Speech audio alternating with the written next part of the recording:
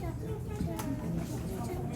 Luísa, a Ana acha toda a Vitória disse que eu não sou legal, é por isso que eu tchau. Irmãos, bom revê-los. Estou feliz em ver, olha aí, ó. Daqui a pouco a gente vai estendendo lá a nossa divisão do salão, né? Se Deus quiser, o salão vai estar cheio logo. Eu acho que eu nunca vi tanto brasileiro aqui no mesmo momento, né? Que legal. Louvado seja Deus, que bom. Bom, quem nos visita pela primeira vez, sejam muito bem-vindos. Eu espero que vocês se sintam acolhidos entre nós e sintam também a direção do Senhor, a graça do Senhor repousando sobre vocês. Eu espero que não seja eu espero que não seja a única vez, mas que vocês venham outras vezes também. A gente vai ter a alegria de ver vocês novamente. Bom, nós estamos hoje começando uma nova jornada de estudos. Nós terminamos a nossa jornada no livro de Jonas e eu espero que a mensagem tenha te tocado de alguma forma, tenha feito você refletir sobre a sua própria condição, sobre a sua própria situação. E agora nós vamos para um texto que também é muito marcante, um texto às vezes difícil de ler. Ele esteve envolto em algumas discussões, na verdade, inclusive na época da Reforma Protestante, mas é um texto que me toca muito e que eu espero que de alguma forma te toque também. Ele fala de muitos assuntos, mas todos eles de alguma maneira estão conectados com a realidade da vida em Cristo, a vida no reino, no nível da rua. O que eu quero dizer é o seguinte: primeiro deixa eu explicar, nós vamos estudar a carta de Tiago. E a carta de Tiago, ela não é uma grande carta teológica, né? Talvez nós poderíamos dizer que a carta de Paulo aos Romanos seria essa carta teológica, talvez nós poderíamos dizer que a carta aos Efésios é essa grande carta teológica, mas a carta de Tiago é uma carta do evangelho vivido no nível da rua, sabe? O dia a dia da nossa experiência, são as lutas que nós enfrentamos, os sofrimentos, as batalhas pessoais de fé, as dúvidas que surgem no meio da nossa caminhada com Deus. É sobre isso que Tiago fala nessa carta. Então, eu gostaria de ler os primeiros versículos que nós vamos tratar. Hoje é basicamente uma introdução sobre o assunto, mas uma introdução que já toca em pontos importantes. Eu não penso que nós vamos sair aqui preenchidos com todos os instrumentos que a carta de Tiago nos dá de início, mas eles pelo menos essa discussão inicial já vai nos dar uma direção do quadro do que é a nossa vida. Então é basicamente sobre isso que nós vamos tratar. Eu quero ler com vocês do primeiro versículo ao verso de número 4. E o texto diz assim: Tiago, servo de Deus e do Senhor Jesus Cristo, às 12 tribos que se encontram na dispersão, saudações. Meus irmãos, tende por motivo de toda alegria o passardes por várias provações, sabendo que a provação da vossa fé, uma vez confirmada, produz perseverança. Ora, a perseverança deve ter ação completa, para que sejais perfeitos e íntegros, em nada deficientes. Eu estou lendo aqui a versão revista e atualizada, mas não importa a versão, você deve ter capturado a mensagem. Olha, começar uma carta assim, ela já diz alguma coisa sobre o que vai vir em seguida, não é? Mas antes de tratar exatamente do texto, eu queria trazer aqui algumas perguntas provocativas, porque elas vão ajudar a gente a ter uma visão geral da carta, né? Às vezes você se pega perguntando o que está acontecendo na sua vida. Por que tanta dificuldade vem acontecendo num único momento? Você já experimentou? Eu já experimentei algumas vezes assim, que numa única fase da vida, entre um tempo e outro, parece que todos os problemas possíveis se acumularam ali. E quando você acha que está tomando um respiro, saindo da água, vem outro problema e às vezes eu me peguei questionando, Senhor, por quê? E às vezes, ainda mais atrevidamente, talvez, perguntando, por que eu? Talvez você tenha feito esse tipo de pergunta também em algum momento. Talvez isso tenha acontecido num momento de disputa, talvez em relacionamentos quebrados, talvez na relação com o trabalho, de alguém que não vai muito com a tua cara e parece colocar empecilhos em todo momento. Talvez a sua manifestação pública da própria fé tenha te gerado um problema e uma certa perseguição por aqueles que não creem no nosso Senhor. Enfim, há muitos contextos. E eu imagino que nós tenhamos vivido, de alguma maneira, alguns deles em algum momento, e todos estes, Tiago vai tratar. Há ocasiões em que eu senti falta de sabedoria, Tiago vai tratar disso. Há ocasiões em que eu me senti tentado, por causa do sofrimento, a abandonar uma vida de piedade. E Tiago vai tratar disso. Há ocasiões em que não só me senti tentado, mas caí na tentação de abandonar a piedade, a santidade, porque eu estava sobrecarregado. Há ocasiões em que talvez tenha até duvidado da fé. Eu me lembro a minha luta pessoal na minha fase da adolescência. Quantas batalhas espirituais eu vivi ali, embora tenha nascido num ambiente cristão, e duvidei em ocasiões da minha fé, da minha experiência com Deus, até que Deus veio e abriu meus olhos com clareza e meu coração e tudo mais. Talvez essa tenha sido uma experiência assim também para você, e é sobre isso que Tiago fala. Agora, primeiro vamos falar sobre Tiago. Tiago, o nome dele de fato era Jacó. Eu esperava alguma reação. Uau! Mas o nome era Jacó. Tiago vem porque vai se juntando com o tempo, Iacobos em grego, né? E vai se juntando depois com Sant Iacobos. E aí o T permanece do Sant e junta com Iacobos e vira Tiago. Né?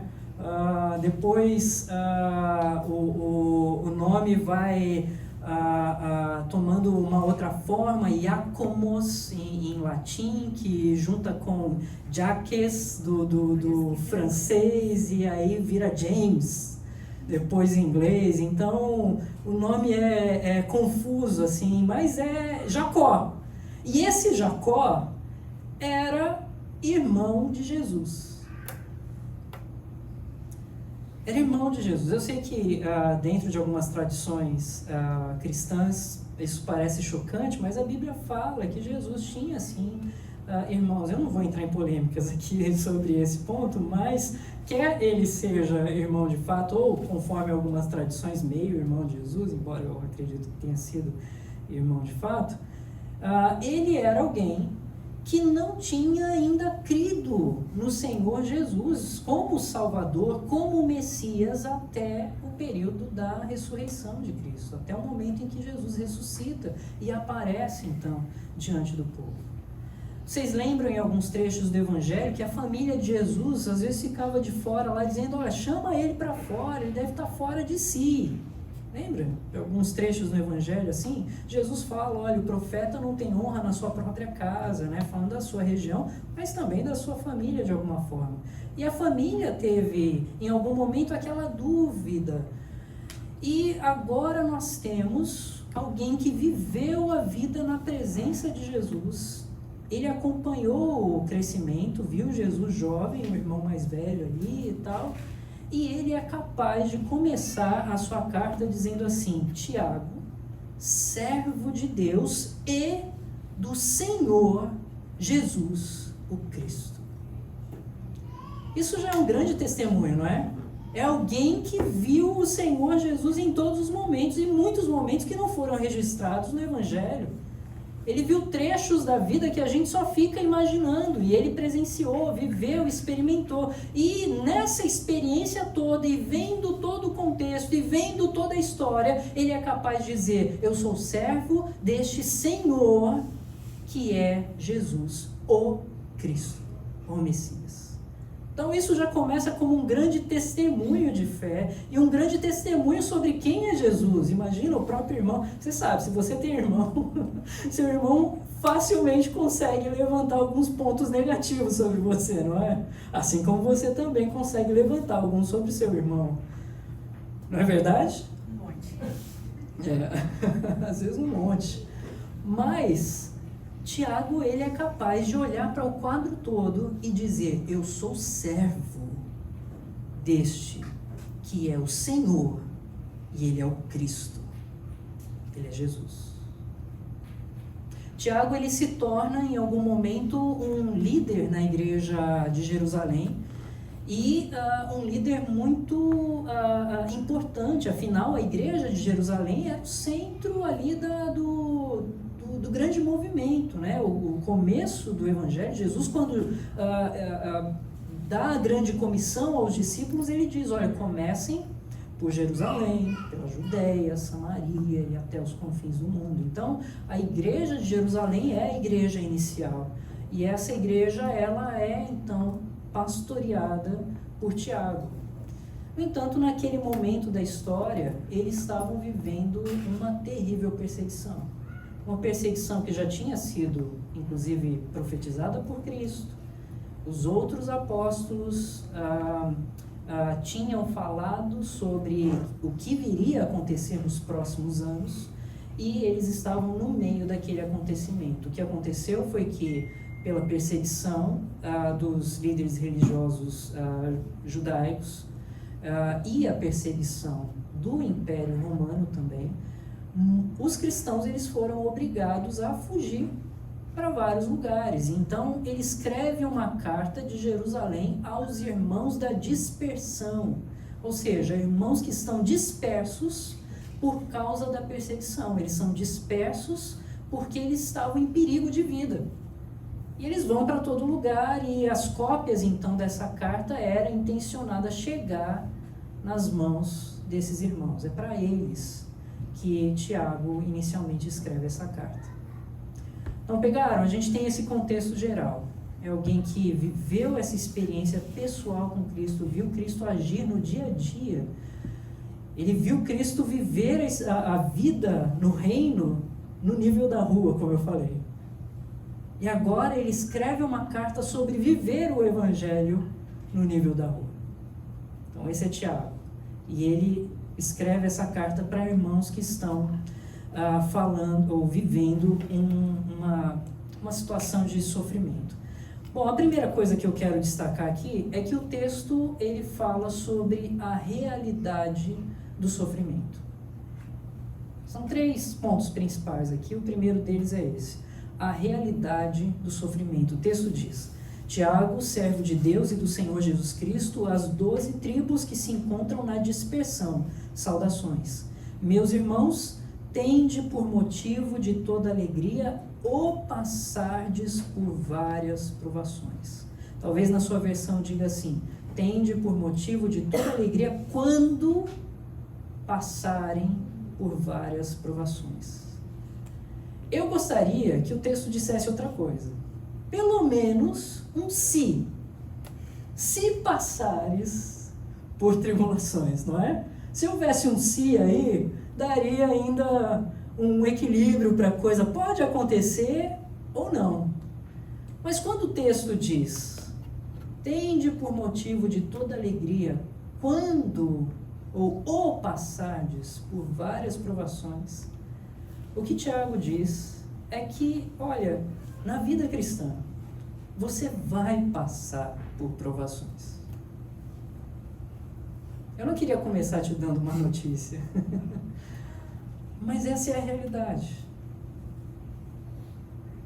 Não seria fácil, né? A gente imagina, se Deus, quando alguém fosse convertido, levasse essa pessoa logo para a glória, para a presença dele, resolveria o problema, não é? Ou então tornasse ali ao redor dele uma proteção espiritual, que ele não enfrentasse mais nenhum problema. Aliás, é esse tipo de linguagem que algumas igrejas têm pregado na tentativa de trazer pessoas, mas essa não é a linguagem da Escritura. Porque aqui, por exemplo, Tiago diz que você vai passar por tribulação. Vai haver momentos na tua vida que você vai olhar para aquilo e não vai entender. E você vai questionar. E você vai dizer, por que comigo? Por que agora? Vai haver momentos em que coisas inesperadas, fora do teu programa, fora da tua agenda, vão te tomar de surpresa.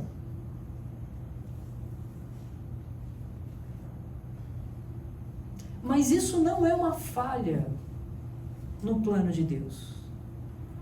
Isso não é uma falha no projeto de Deus. Deus tem um motivo com essas coisas. É claro, a questão do sofrimento, ela tem tomado a discussão da história cristã desde sempre, né? Se existe um Deus, e esse Deus é bom, e existe o mal, e esse Deus, por que esse Deus não resolve o problema do mal, né? Será que ele não tem poder para isso? Se ele não tem poder para isso, ele não é Deus. Então, entende o tipo de questionamento? Mas outro dia, conversando com, inclusive, alguém que está numa jornada de fé agora, começando a entender as coisas, ele sabiamente diz assim, olha, uma opção seria, Deus deve ter um propósito com o sofrimento. Eu não precisava de frase mais importante do que aquela. De fato é isso. Deus deve ter um propósito com o sofrimento. E a Bíblia afirma que Deus tem um propósito com o sofrimento. Não há nada que escapa das mãos dele, não há nada que escapa dos projetos dele, não há um desvio no plano dele quando o sofrimento te atinge. Deus tem algum propósito com isso. E se Deus tem algum propósito com isso, de alguma forma, de alguma maneira, o sofrimento ele virá. E ele não virá porque Deus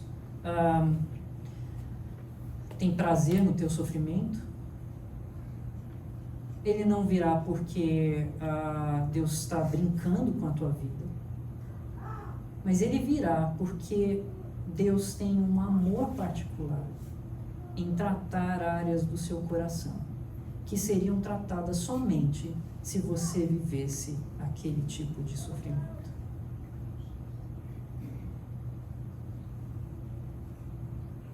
Deus tem um propósito com isso. E a questão é que existe para nós todos a realidade do sofrimento. Se eu apontasse o dedo para qualquer um aqui, essa pessoa levantaria, ela contaria a experiência de sofrimento. Não importa quem, todos nós enfrentamos isso. Mas nós podemos enfrentar isso de uma maneira muito particular. Porque além da realidade do sofrimento, e esse foi o meu primeiro ponto em mostrar, há o regozijo do sofrimento. Esse é o segundo ponto. Ele diz assim: meus irmãos, tende por motivo de toda alegria o passardes por várias provações. Uau! Não parece fazer sentido, não é? Porque no primeiro momento que você enfrenta o sofrimento, não é a alegria que você pensa. Mas exatamente por não ser isso que vem à tua mente, é que Tiago está dizendo essas palavras. É exatamente porque ele sabe que o sofrimento vai colocar a gente para baixo, vai deixar o nosso semblante caído, é que ele nos instiga a pensar de forma diferente sobre o sofrimento. E ele diz, regozijem-se, ou se alegrem quando o sofrimento vier. Como eu falei, não parece bater com a realidade. E de fato é algo muito difícil e muito pesado às vezes. No meio do sofrimento, às vezes você quer fechar o teu quarto, fechar a tua porta, e você tem o direito de fazer isso.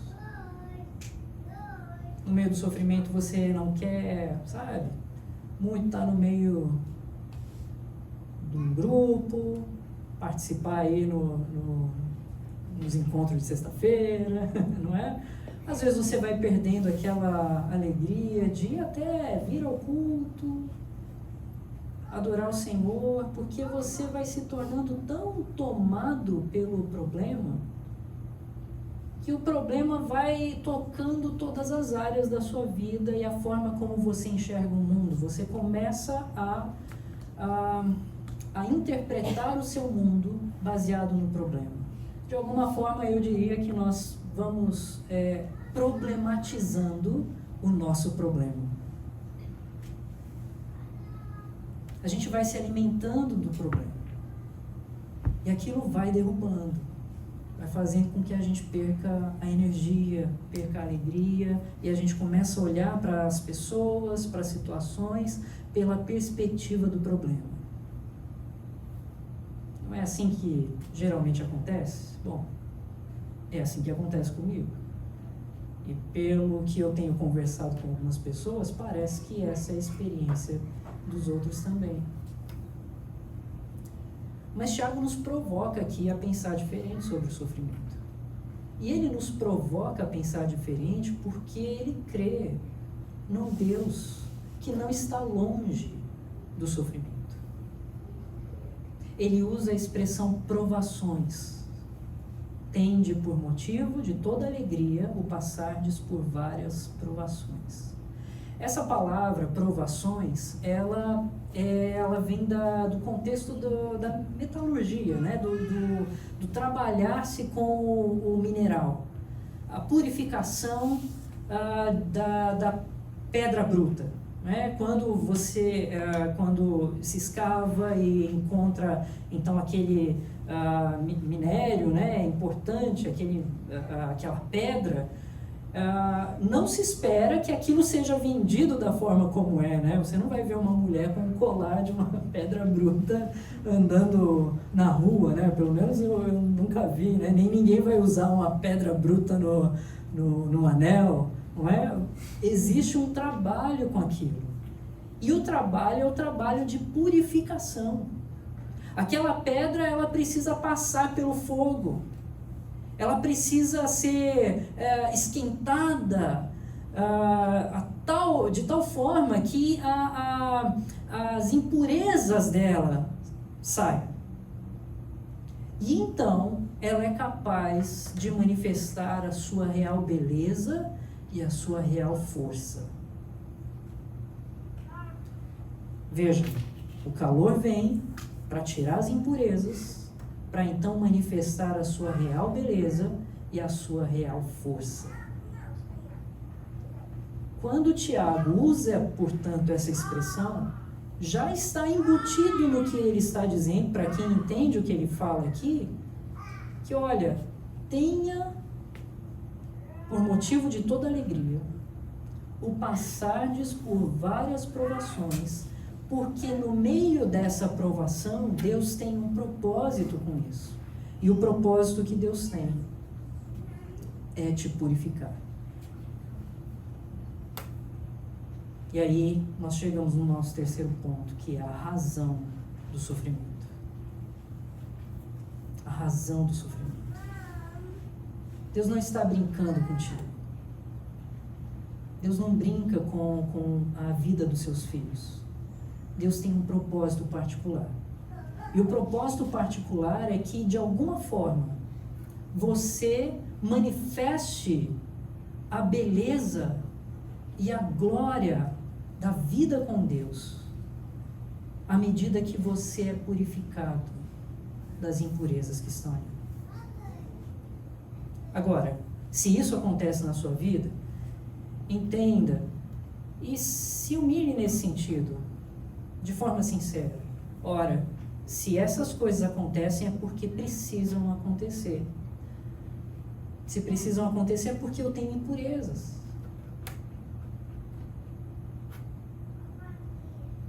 Há coisas que precisam ser mudadas em mim. Eu não posso continuar na mesma linha, na mesma régua. Eu preciso dar passos a mais. É claro que há muitos motivos pelos quais o sofrimento pode vir. O sofrimento pode vir por causa de uma vida pecaminosa. O sofrimento pode vir por causa de atitudes que não levam em consideração a orientação de Deus. Não é? Falta de oração e tudo mais. A falta de buscar mesmo conhecimento na palavra, e aí você toma atitudes que, até por ignorância, não sabia ser contrária à vontade de Deus. O sofrimento às vezes vem por aí. O sofrimento vem de maneiras diversas, mas não importa a forma pela qual ela vem, e mesmo aquelas maneiras inesperadas, quando entra um sofrimento no meio da sua agenda, sem que você não tivesse nem se preparado para aquilo, Deus tem um propósito particular com aquele sofrimento. E como eu disse, o propósito dele é limpar as impurezas. Ele vai te levar a lugares que você não planejou ir, para tratar coisas que nunca seriam tratadas se você não estivesse lá. Então, às vezes, Deus vai te pressionar para esses lugares e vai te colocar lá, porque Ele quer que você caminhe mais. Você não fique estagnado naquela régua que você estabeleceu para si e disse, ok, está tudo bem. Enquanto Deus te dá respiração e te dá vida, não há um dia na sua vida em que você pode olhar e dizer, ok, agora eu sou perfeito. Desse lado da eternidade, há muita coisa que vai continuar debaixo da necessidade de mudança. E porque essas coisas às vezes não são claras para nós, Deus precisa nos pressionar em alguns lugares, para que a gente comece a refletir sobre ela. E quando a gente então começa a refletir e entender a razão do sofrimento, é possível que eu veja a alegria, mesmo no meio do sofrimento. É possível, é claro, que eu veja a alegria depois de ter passado o sofrimento, não é? Porque passou.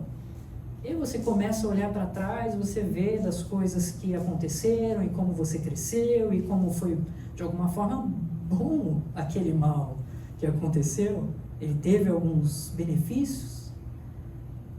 Mas no meio do sofrimento é que Tiago te chama a repensar os motivos pelos quais você foi colocado naquela situação.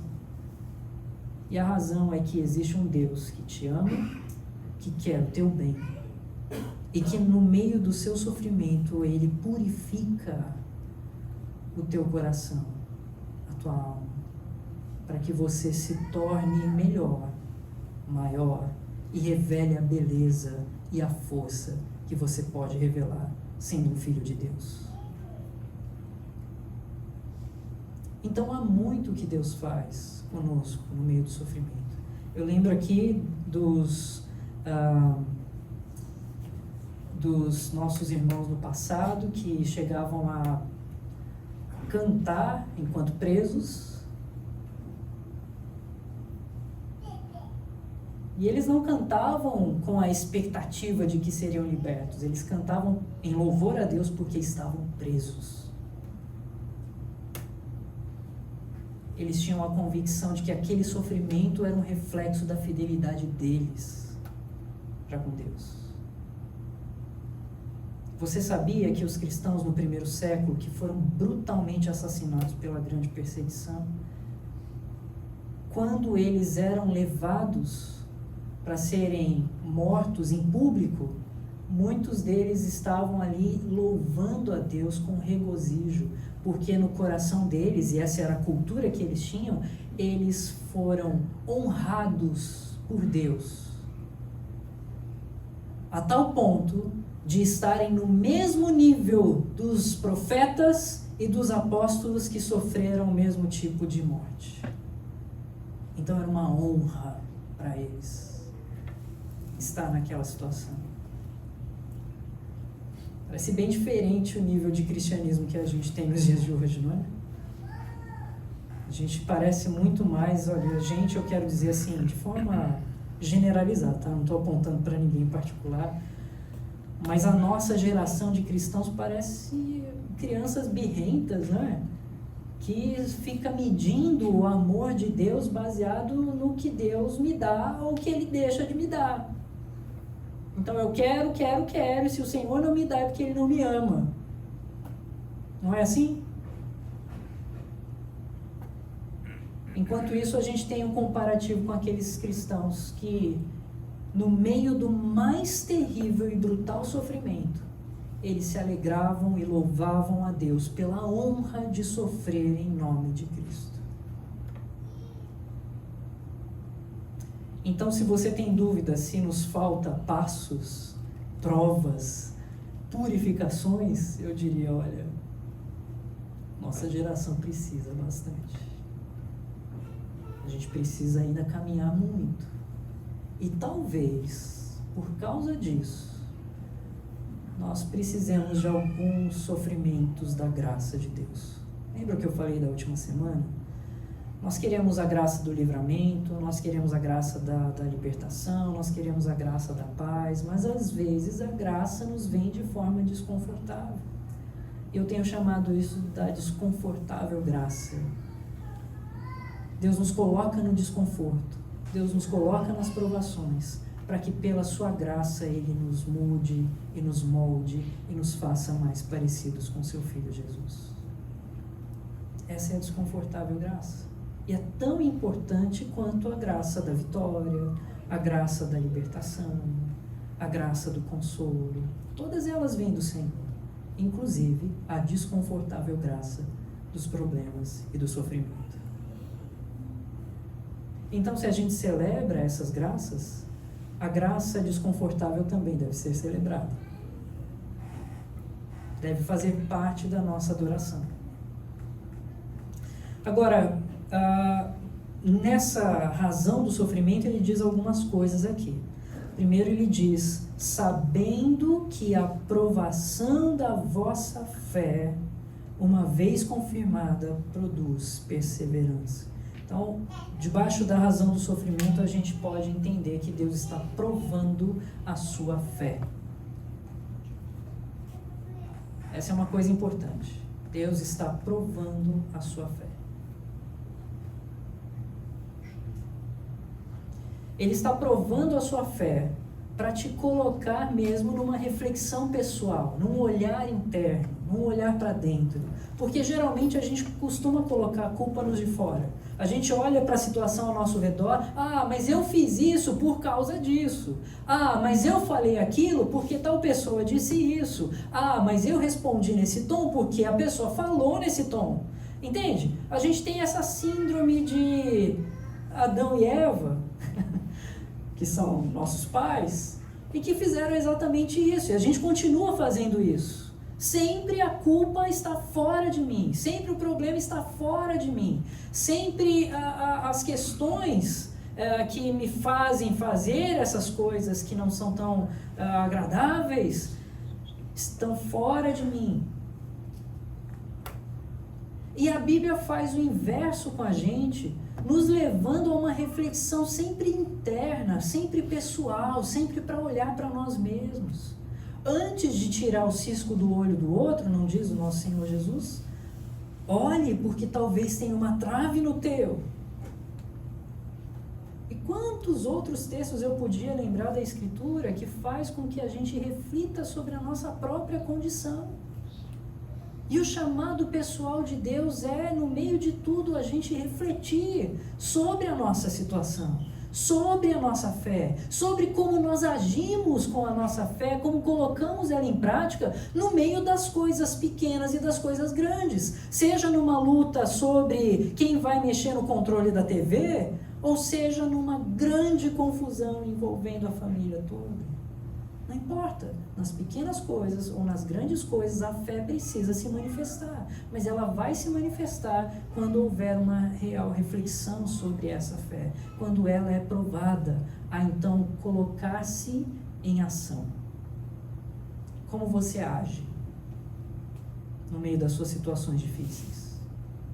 Como você responde à forma como as pessoas falam contigo ou respondem a você? Como você lida com o sofrimento e com os problemas. Essas são provas da fé. Porque a fé vai te encaminhar para um jeito particular, uma maneira especial, uma forma incomum de responder a todas essas questões. Então Deus vai provar a tua fé. Outra coisa que Ele vai fazer é que na prova dessa fé, Deus tem o propósito de produzir paciência, diz aí o texto. Sabendo que a aprovação da vossa fé, uma vez confirmada, produz perseverança. Ou paciência, palavra grega aqui, ela pode ser traduzida nessas duas linhas, né? Perseverança. A perseverança, ela é uma firme convicção, um objetivo firmado.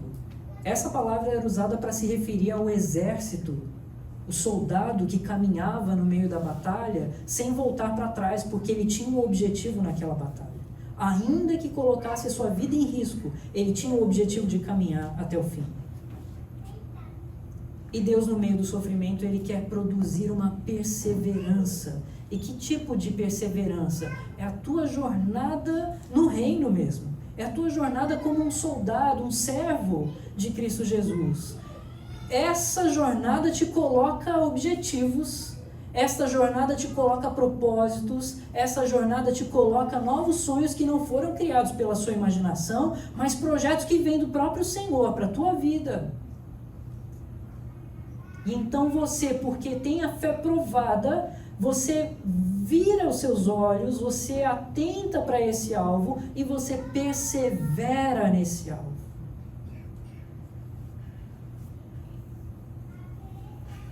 Você olha para o seu casamento bagunçado e você quer a bênção do Senhor para o seu casamento e você persevera no alvo de ser o marido que Deus te chamou para ser. Você persevera no alvo de ser a esposa que Deus te chamou para ser. Você persevera no alvo de ser o trabalhador que Deus te chamou para ser. Você persevera no alvo de ser o amigo que Deus te chamou para ser. O vizinho que Deus te chamou para ser. O irmão que Deus te chamou para ser. Você coloca aquilo como objetivo. E no meio das bagunças todas, você firma o teu olhar. Eu tenho um propósito. E então você pula para fora dos muros que você estabelece para o seu próprio problema particular e começa a dar passos. Passos que te movem de fato a uma transformação. Passos que fazem aquele que vê a tua atitude, as tuas palavras, se surpreender e dizer: what? O que está acontecendo? Que nova atitude é essa? Ora, essa é a atitude da graça e da perseverança que Deus tem produzido por meio da aprovação da minha fé.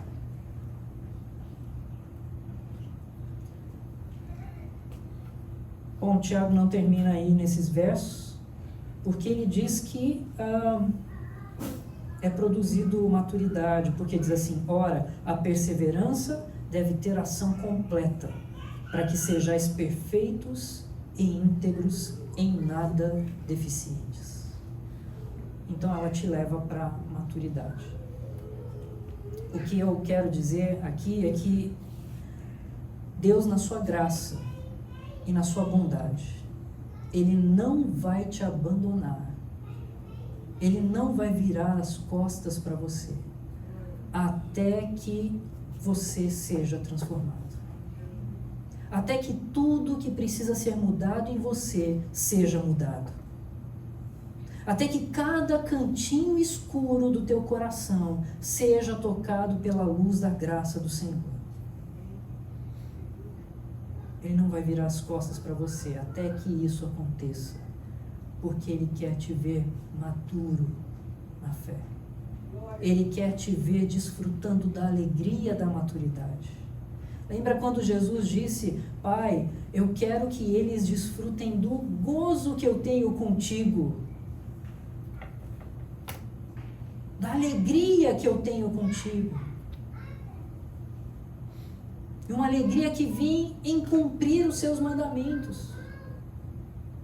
Se você ler João 15, se a minha mente bagunçada aqui não está perdida de todo, mas você vai ver Jesus dizendo essas coisas. Ou João 10, depois dá uma olhada lá. Mas ele vai dizer essas coisas.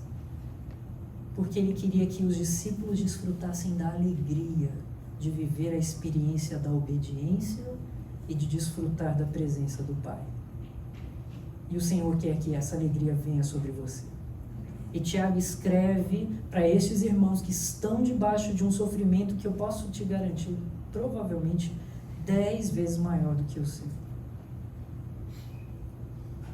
E ele diz para esses irmãos: tenham por motivo de alegria o passardes por várias tribulações.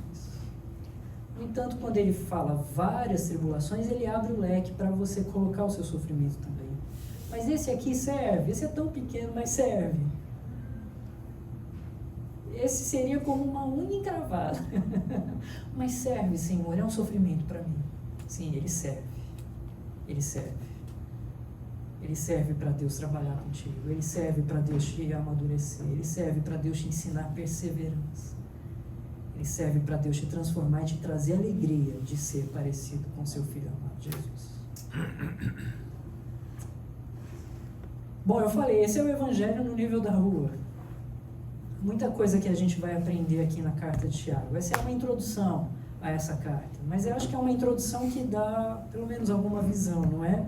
Do que agora eu posso fazer, de como agora eu posso pensar, de como agora eu posso olhar para o quadro dos meus sofrimentos e entender que alguma coisa Deus está fazendo com essa bagunça toda. Então, meu convite a você hoje, em oração, você hoje voltando para casa, você hoje, agora mesmo, é colocar diante dos olhos do teu coração o teu sofrimento, as lutas que você tem enfrentado, e agradecer ao Senhor porque Ele não te abandona no meio delas. Agradecer ao Senhor porque Ele vai usar esse sofrimento para te transformar. E pedir ao Senhor: vê se há em mim, ó Deus, algum caminho mau, e guia-me pelo caminho eterno. Eu quero desfrutar da alegria de estar na Tua presença. Eu quero desfrutar da alegria de ser mais parecido com Teu Filho amado. Eu quero desfrutar da alegria que é tão poderosa que mesmo no meio do sofrimento ela é capaz de aparecer.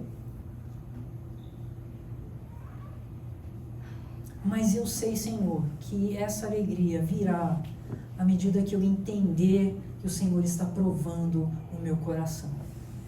Eu quero me colocar diante das Tuas mãos, ó Deus, para que o Senhor me molde, me mude, me transforme e me faça melhor para a glória do Teu nome. Vamos orar sobre isso?